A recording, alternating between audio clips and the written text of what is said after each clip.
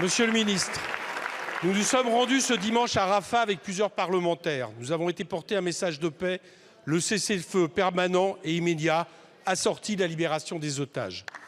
Nous y avons rencontré les 6 médecins humanitaires français sortis de Gaza ce lundi. Je vais me donner ma voix à l'un d'eux, Raphaël Pitti.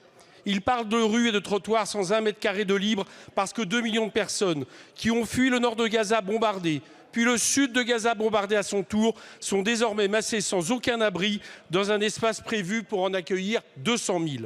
Il décrit leur hôpital, le seul à peu près intact, comme un chaos sanitaire. 1/3 des patients sont des victimes des bombardements et des snipers israéliens. Il le certifie, il n'a vu parmi eux que des civils. Ceux qui arrivent là sont une minorité, capable de se traîner jusqu'à là, les autres meurent dans la rue.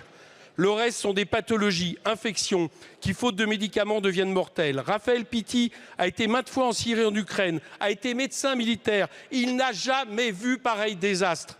Il dit aussi, il y a pire que tuer un homme, c'est lui enlever sa dignité. Ici, il dit, il y a 27 000 morts et 2 millions d'êtres humains privés de leur dignité. Quand on demande « Que pensez-vous du risque génocidaire énoncé par la Cour de justice internationale ?» les 6 répondent en même temps « Le génocide est en cours ». Dans un mois, l'interrogation ne sera de toute façon plus de mise car l'UNRWA, la seule institution humanitaire et administrative présente, pourrait s'arrêter faute de financement. Pour Raphaël Pitti, si l'UNRWA s'arrête, la population est condamnée. Monsieur le ministre, votre position pour un cessez-le-feu a été appréciée en Égypte et par les représentants palestiniens. Mais sur cette question vitale, la France doit faire plus. La France n'a pas suspendu son aide, mais pouvez-vous nous affirmer qu'elle s'engagera à poursuivre les versements à l'UNRWA, au moins jusqu'au rendu du groupe d'évaluation de sa neutralité créé par l'ONU et mené par Catherine Colonna?